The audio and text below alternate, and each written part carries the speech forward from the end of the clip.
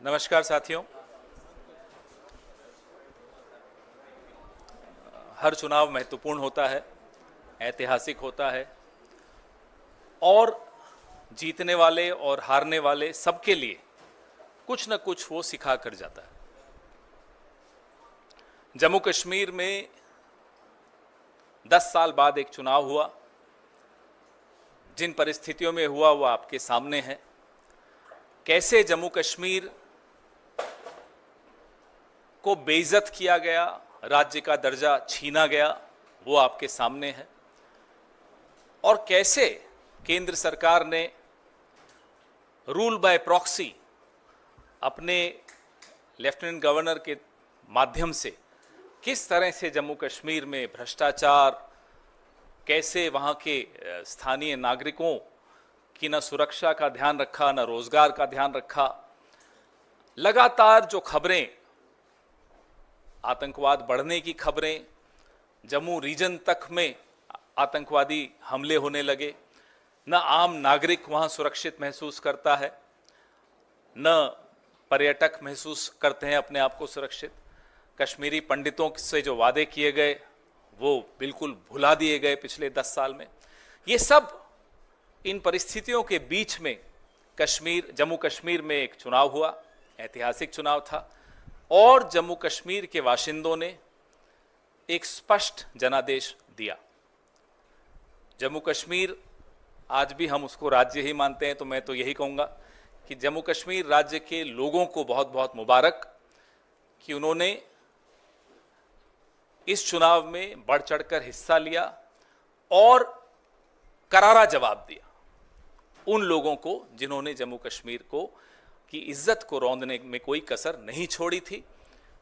जैसा कि आप सब जानते हैं, पूर्ण राज्य का दर्जा छीनकर यूनियन टेरिटरी बनाना अपने आप में अप्रत्याशित था।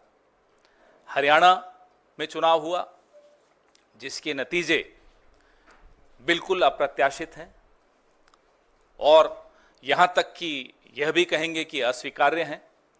जिस तरह की शिकायतें लगातार आ रही हैं, अभी हम जयराम रमेश जी और मैं जिस कमरे में बैठे थे वहाँ भी लगातार शिकायतें, हमारे नारनौल के कैंडिडेट राव नरेंद्र सिंह हो गए या पानीपत के कैंडिडेट हो गए, 3 जिलों से हिसार, महेंद्रगढ़, पानीपत, यहाँ से लगातार शिकायतें आ रही कि कैसे बैटरीज जो मशीन की थी वो 99% थी और जिन मशीनों की बैटरीज 99% थी उन मशीनों में नतीजा एक आया, हमें हराने वाला नतीजा आया।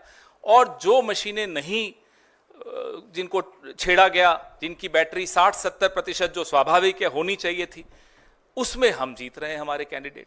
तो हम ये सारी शिकायतें इकट्ठी कर रहे हैं। हमारे कैंडिडेट्स ने वहाँ रिटर्निंग ऑफिसर्स को शिकायतें दी हैं और दे रहे हैं अभी, लेकिन आने वाले कुछ दिनों में ये सारी शिकायतें लेकर हम चुनाव आयोग में जल्दी ही जाएंगे और अपनी शिकायत वहां दर्ज कराएंगे। इस तरह का नतीजा कहीं भी धरातल पे नहीं दिख रहा था। आप लोग भी गए, हम लोग भी गए, सब घूम रहे थे। कोई ये नहीं मान सकता कि हरियाणा में इस तरह का अप्रत्याशित नतीजा आएगा। हम सब अचंभित हैं। ये अगर एक लाइन में इसको कहा जाए तो ये तंत्र की जीत है और लोकतंत्र की हार है। हम इसे स्वीकार नहीं कर सकते। जयराम रमेश जी से मैं आग्रह करूंगा कि इस प्रेस वार्ता को आगे बढ़ाते हुए अंग्रेजी में अपनी बात रखें।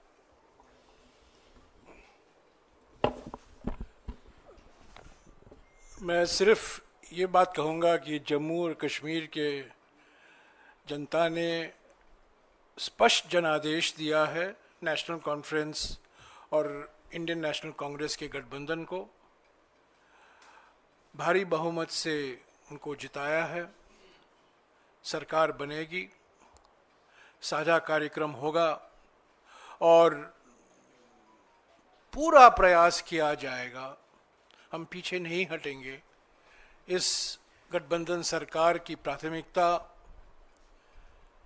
यूटी को फिर से पूरे राज्य का दर्जा मिलना ज़रूरी है और यही प्राथमिकता होगी। और भी मुद्दे हैं, विकास से जुड़े हुए मुद्दे हैं। साझा कार्यक्रम, दोनों पार्टियों की मैनिफेस्टो भी है, साझा कार्यक्रम भी तैयार किया जाएगा और एक पारदर्शिता से जवाबदेही और संवेदनशील सरकार, एक गठबंधन जम्मू और कश्मीर की जनता को देगी। हरियाणा के संदर्भ में हमने चुनाव आयोग से आज दोपहर से लगातार शिकायत कर रहे हैं, उनसे जवाब भी आया है, उस जवाब का जवाब भी मैं दे रहा हूं और उसके बाद भी 3 या 4 जिलों से बड़े गंभीर शिकायत आए हैं। वो सब कल या परसों हम चुनाव आयोग के सामने पेश करेंगे। पर मैं फिर से दोहराना चाहता हूं, हरियाणा के चुनाव के नतीजे अप्रत्याशित हैं, आश्चर्यजनक हैं और इसको हम स्वीकार नहीं कर सकते, क्योंकि ये लोकतंत्र की हार हुई है और तंत्र की जीत हुई है। इसके ऊपर मैं आज कुछ नहीं कहूँगा। जब हम सारे शिकायत इकट्ठा करके चुनाव आयोग से समय मांगेंगे, हम उम्मीद करते हैं कि वो समय हमें मिलेगा।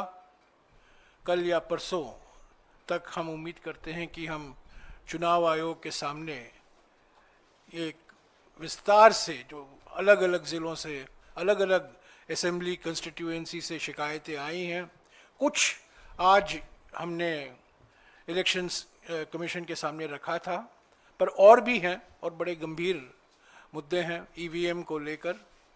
और जिस तरीके से एक माहौल पैदा करने की प्रयास की गई, दबाव स्थानीय अधिकारियों पर लाया गया और जहां जिन जिन सीटों में हमारी हारने की कोई गुंजाइश नहीं थी, वहां हम हारे हैं। मैं समझता हूं ये नतीजा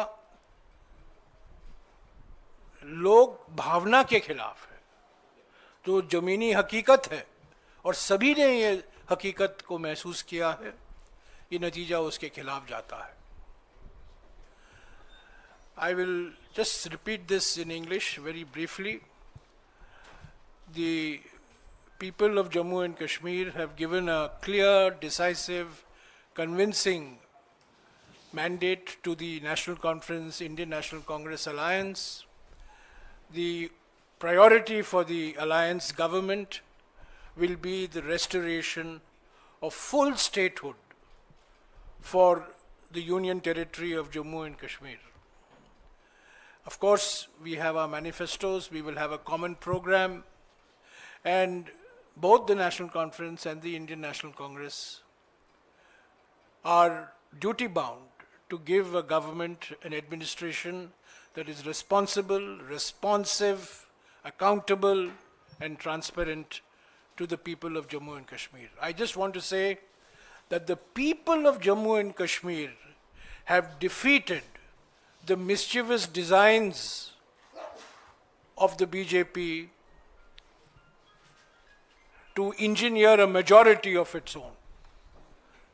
Till yesterday, this effort was being made, but today, I think the people's verdict has come out very clearly, and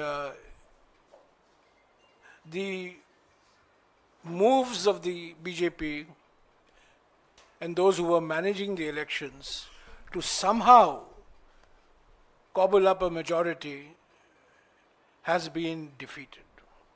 As far as Haryana is concerned, all afternoon I have been in touch with the Election Commission. The Election Commission has replied to my complaints. I have replied to the reply. We have received very serious complaints on the process of counting, the functioning of EVMs in at least 3 districts. In at least 3 districts. There are more that are coming in. We have spoken to our senior colleagues in Haryana, and this information is being collected. We hope to present this in a consolidated form to the Election Commission tomorrow or day after. We will seek time. But I just want to reiterate that the results in Haryana are totally unexpected, completely surprising and counterintuitive. It goes against ground reality. It goes against what the people of Haryana had made their mind up for, which was for change and transformation.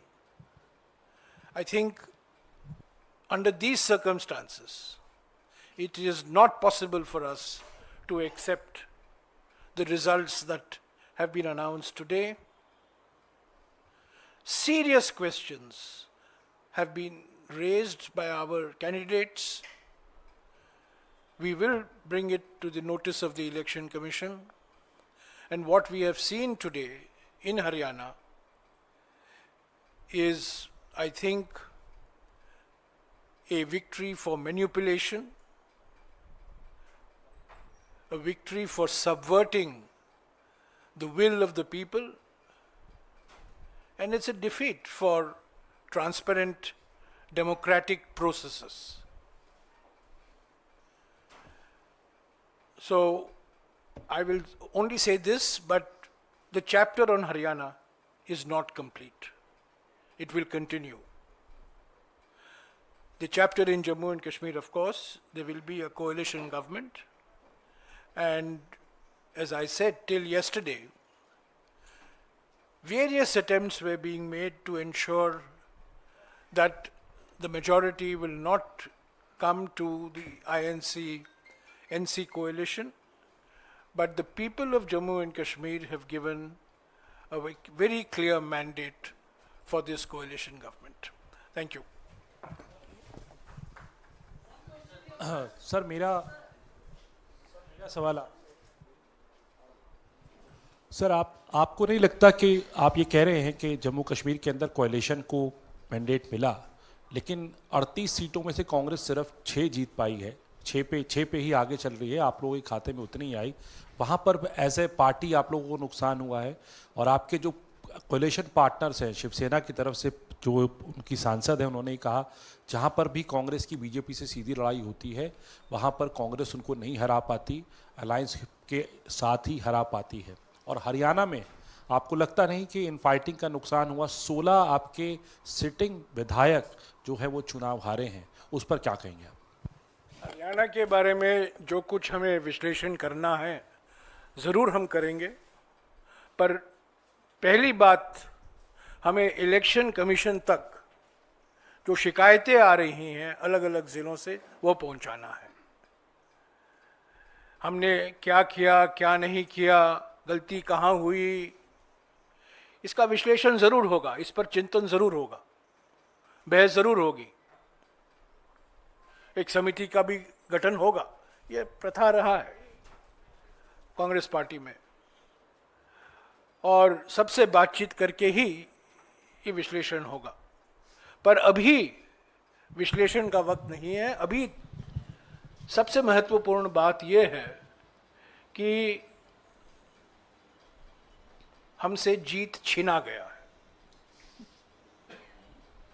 तंत्रों का दुरुइस्तेमाल हुआ है, दुरुपयोग हुआ है, और लोगों की जो भावना थी, और सब ने ये महसूस किया कि ज़मीनी हकीकत बदलाव के पक्ष में था, परिवर्तन के पक्ष में था, और आज वो परिणाम जो आया है उसको नहीं दर्शाता। तो प्राथमिकता हमारे लिए ये है, विश्लेषण ज़रूर होगा। जम्मू के बारे में जो आपने सवाल किया, मैं स्वीकारता हूँ कि हमारा प्रदर्शन जम्मू में और बेहतर होना चाहिए था। इसके भी कुछ कारण हैं, उस पर भी चिंतन होगा, विचार विमर्श ज़रूर होगा।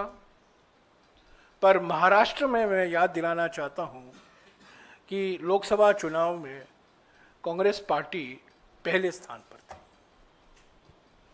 और गठबंधन का एक धर्म होता है, जो हमारे आपस की बात होती है हम एक दूसरे से बोलते हैं, मीडिया के द्वारा हम नहीं बोलते हैं।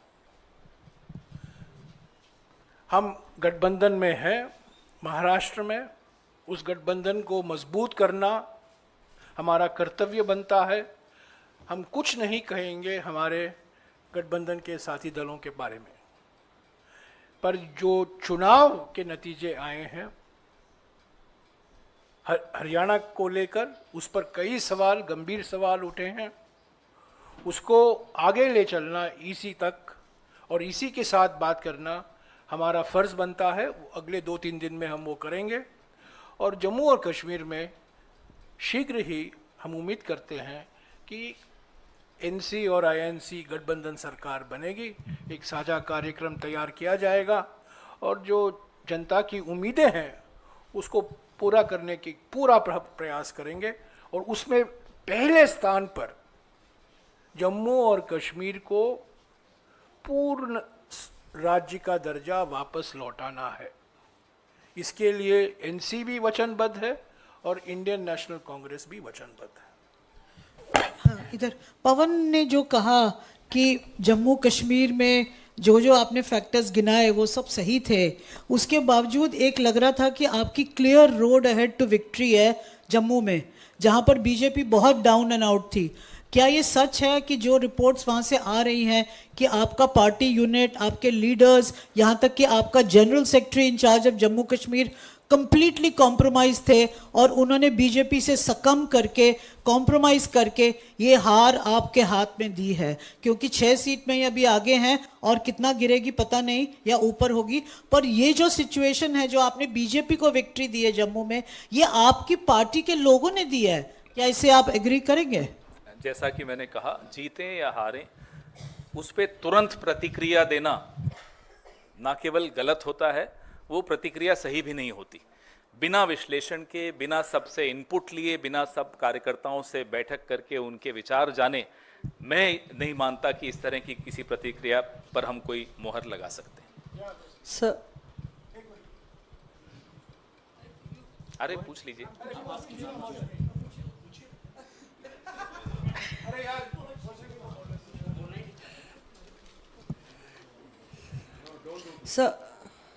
सर ये जो 3 जिलों का आपने जिक्र किया, तो ये कौन से जिले हैं और कितनी सीटें इसमें प्रभावित हो रही हैं इन जिलों में, ये हम लोग जानना चाहेंगे। और थोड़ी अजीबोगरीब बात नहीं है कि एक तरफ आप जम्मू कश्मीर की जीत और आगे क्या प्रक्रिया रहेगी उसका जिक्र कर रहे हैं, और दूसरी तरफ कह रहे हैं वहां पे जनता की जीत हुई, और दूसरी तरफ कह रहे हैं हरियाणा में अंगूर खट्टे हैं, हरियाणा में हमारी जीत छीनी गई है। गरीब तो तब जनता को क्या मैसेज? अजीबो गरीब तब होता कि जब हम कहते कि नहीं साहब सब जगह खराब है मशीन। हम पूरे हरियाणा के लिए भी नहीं कह रहे कि सब जगह खराब है। हम नारनौल असेंबली का ही अगर आपको उदाहरण दें तो साफ, और ये कोई कोइंसिडेंस नहीं हो सकता, साफ सामने दिखता है, आंकड़े हैं, सब मशीनें सामने रखिए। जिन मशीनों के यूनिट की बैटरी 99% है वो मशीनें हमें हरा रही हैं। जिनकी बैटरी, और स्वाभाविक रूप से बैटरी कम होती है, 60-70% पे आई है, उसमें हम जीत रहे हैं। तो ये एक संयोग नहीं हो सकता। ना केवल नारनौल में ये बात है, पानीपत में ये बात है। आपने बोला कौन कौन से जिले, हिसार, महेंद्रगढ़, पानीपत, ये 3 में तो है, और बाकी जगहों से भी छुटपुट ऐसी शिकायतें आनी शुरू हुई हैं। रात तक जितनी भी शिकायतें इकट्ठी होंगी, कल तक जितनी इकट्ठी होंगी, फिर जैसा कि जयराम रमेश जी ने कहा, हम चुनाव आयोग तक जाएंगे। तो हमने कभी भी ऐसा नहीं कहा कि भाई पूरा ये सारी मशीनें खराब हैं। हम तो हरियाणा के लिए भी नहीं कह रहे कि सारी मशीनें खराब हैं, लेकिन जहां जहां हस्तक्षेप हुआ है वहां की बैटरी 99% है। आप मुझे बताइए, इतने दिन से मशीनें पड़ी हैं 99% और सबकी स्टैंडर्ड, सबकी 99% कैसे हो सकती है? और जिनको नहीं छेड़ा गया उसमें कोई 60% है, कोई 70%। और ऐसा नहीं कि शिकायत दोपहर को हुई हो, मशीनें खुलने के वक्त ही हमारे कैंडिडेट ने शिकायत की थी, तब तो कोई रिजल्ट नहीं आया था।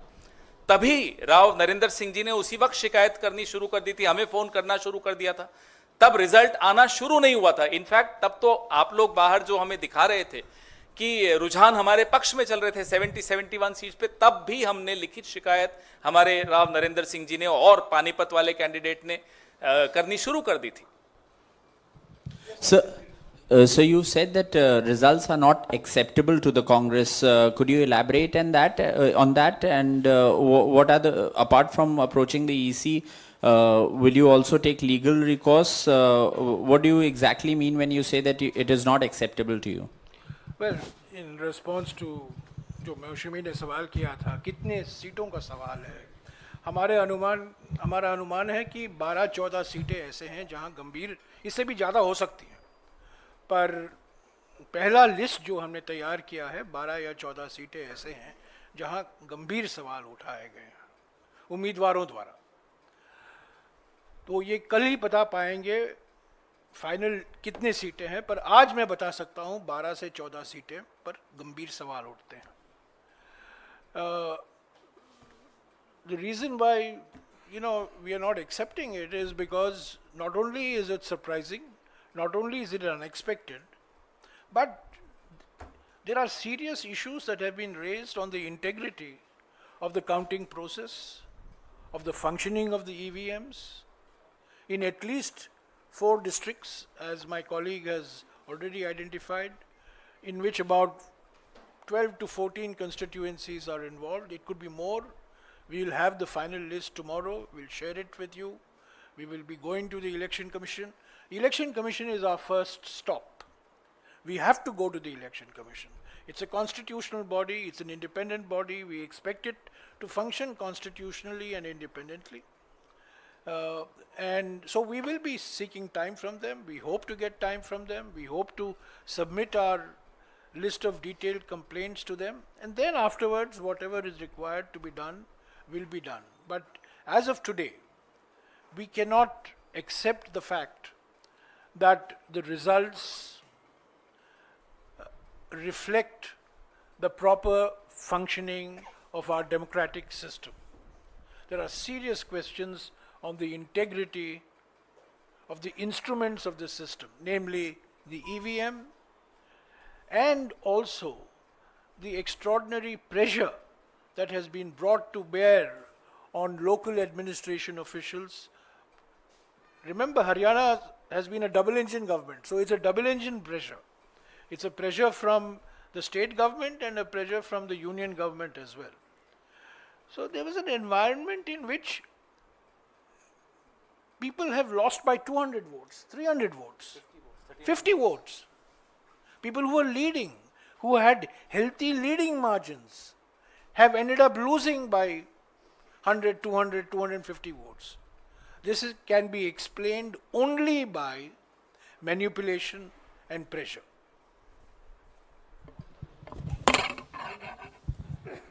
सर, अब तक आपके पास जो तथ्य सामने आए हैं, क्या इस नतीजे पर आप पहुंचे हैं कि कोई सुनियोजित ढंग से कोई ईवीएम में गड़बड़ी की गई है?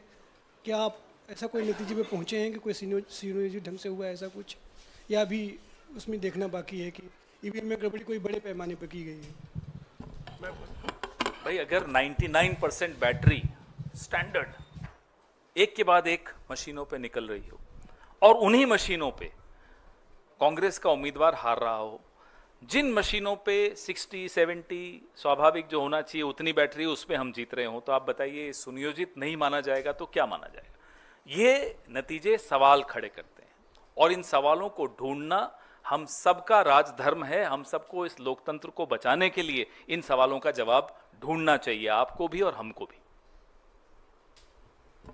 आप समझे, ये साजिश समझे, जहां 99% बैटरी है वहां बीजेपी की जीत होती है, और जहां 70% के नीचे बैटरी है वहां कांग्रेस की जीत होती है। ये षड्यंत्र नहीं है तो और क्या है?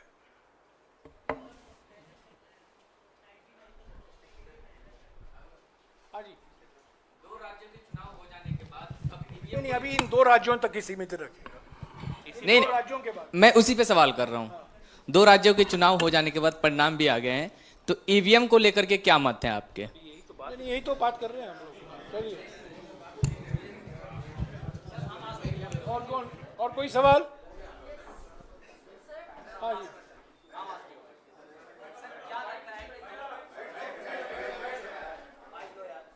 बोल दो, आवाज आ रही है। सर, क्या लगता है कि 2 दिन 2.5 दिन का जो मतलब इन्वेस्टिगेशन होगा उससे कुछ निकल के सामने आएगा? हमारा जो काम है और जो कर्तव्य है, चुनाव आयोग के दरवाजे पे दस्तक देना और तेज दस्तक देना ताकि आवाज़ आप सब तक पहुंचे। और उसके बाद जिम्मेदारी चुनाव आयोग की है इस लोकतंत्र को जीवित रखने की। आपने सुना होगा कर्मण्येवाधिकारस्ते मा फलेषु कदाचन। हम अपना कर्म निभा रहे हैं, अपना धर्म निभा रहे हैं। शिकायत करना हमारा फर्ज बनता है और हमारा लोकतांत्रिक अधिकार भी बनता है। जो हमने देखा है 99% बैटरी, 65% बैटरी, ये सब मैं समझता हूं काफी आश्चर्यजनक बातें निकल कर आई हैं हरियाणा के चुनाव के संदर्भ में। और मैं फिर दोहराना चाहता हूं, ये आश्चर्यजनक नतीजे हैं, अप्रत्याशित नतीजे हैं और लोगों की भावना के खिलाफ ये नतीजे हैं। जो माहौल था, जो जमीनी हकीकत था, उस माहौल के खिलाफ है। मैं समझता हूं बीजेपी भी नहीं उम्मीद करती थी कि वो हरियाणा जीतने वाले हैं। जितवाया गया, जीते नहीं है, जितवाया गया। हाँ, Sir, talking about Jammu Kashmir, one thing that has been the constant demand of National Conference is the restoration of Article 370. What will the Congress stand beyond that? Will the Congress support over there? Because the mandate that has come, it has come specifically for the National Conference, and this is one of their demands. So what will the Congress stand beyond Article 370 now? For the Indian National Congress and an alliance with the National Congress. The political atmosphere in J&K was transformed after the Bharat Jodo Yatra. And that transformation had an effect on all political parties which were seen to be aligned with the Indian National Congress. So let's not underestimate the importance of the role of the Indian National Congress. The National Conference has scored a handsome victory. And we congratulate the National Congress. They are our ally. But to say that the Indian National Congress has not had a role in the transformation in the political environment in J&K in the last 2 years flies in the face of reality.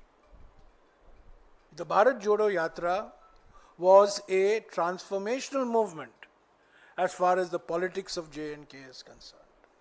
We should never minimize or underestimate the achievement of Mr. Rahul Gandhi in Jammu and Kashmir particularly, both in Jammu as well as in Kashmir.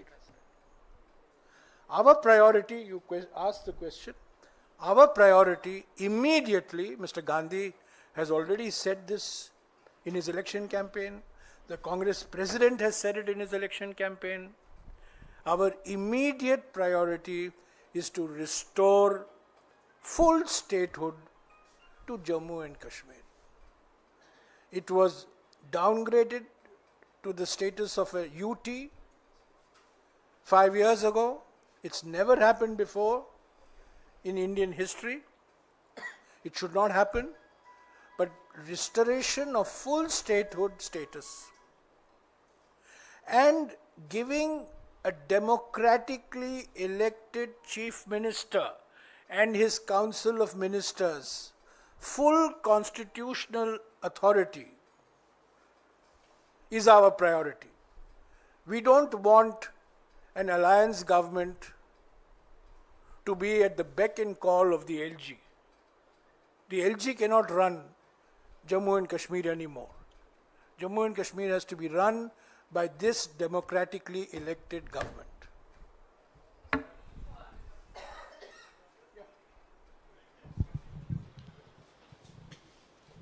Sir, that the Congress candidate from Jeend, his name is Bijender Singh, we just got his bite and he's stating he's lost the election by 32 votes. You were mentioning that a lot of elections have been lost in very thin margins.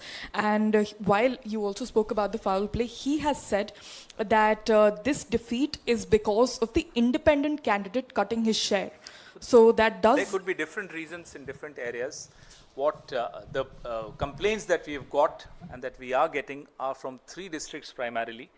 And then when we compile those complaints, we'll take them to the Election Commission. As I said, one size doesn't fit all. Different constituencies have different reasons for their victories or defeats. Haji. Sir अभी मैंने एक BJP के राष्ट्रीय प्रवक्ता का interview किया तो उनका कहना है कि जब कांग्रेस जहां जीती वहां ईवीएम सही होता है, जब वो हार जाती है तब कहती है ईवीएम खराब होता है। तो इस पर सर क्या कहेंगे आप? 2009 में अडवाणी जी ने एक किताब का रिलीज़ की थी, लॉन्च की थी, जो जीवीएल नरसिम्हा ने लिखी थी ईवीएम्स के खिलाफ, और उसमें पूरा टेक्निकली समझाया था कि ईवीएम्स कैसे गलत हैं। तो उनको कहिए पहले 2014 का रिजल्ट को ठुकराएं, रिजेक्ट करें, 19 को रिजेक्ट करें, फिर हमसे बहस करें आकर। What is the lesson you have learned after 2024, Lok Sabha elections? The fact that, the Congress did reasonably well, and now having all eggs in one basket, allowing, infighting to take place, and are not really reading the writing on the wall that, you have to have a house in order. If there was any lesson that was learned in 2024 was for Congress to be united and fight together. What was the reason? Because we saw Selja speaking out, we saw, Huda there. Could you kindly explain to us why the Congress has shot itself on its foot? The writing on the wall was the Congress will come back to power. That was the writing on the wall. That has been deliberately erased. The writing on the wall was very, very clear to anybody who was willing to read the writing on the wall. Why did it happen? But, there are people who are experts in replacing walls. They've just replaced the wall. और machines. Or in this case, machine. So I have already explained, I don't think you were there when I was explaining, that as far as the results are concerned, Haryana result, our first priority is to collate, consolidate all the complaints that have come from candidates from the 3 districts today. There will be other complaints, and we hope to submit this to the Election Commission tomorrow evening or day after. That is our immediate priority. Simultaneously, of course, we will sit and introspect why the result went the way it did. It was everybody's expectation that the Congress would win comfortably in Haryana. I think all I can say is that the Congress has been made to lose. Congress has not lost. Congress has been made to lose in Haryana. And you have not heard the last of the Haryana result.